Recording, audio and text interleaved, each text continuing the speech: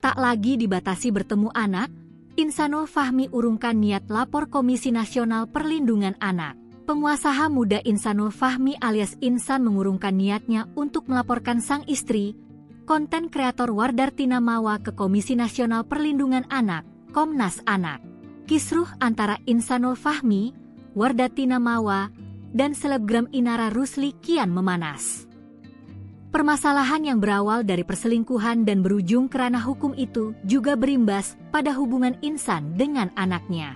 Pengusaha berusia 27 tahun itu mengaku dibatasi bertemu dan berkomunikasi dengan sang anak. Buntutnya, Insan sempat berencana membawa persoalan ini ke Komnas Anak. Pernyataan sulit bertemu anak sempat dibantah oleh Mawa.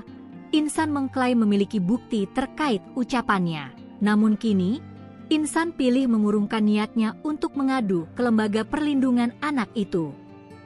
Ia menyebut aksesnya untuk bertemu sang putra sudah terbuka.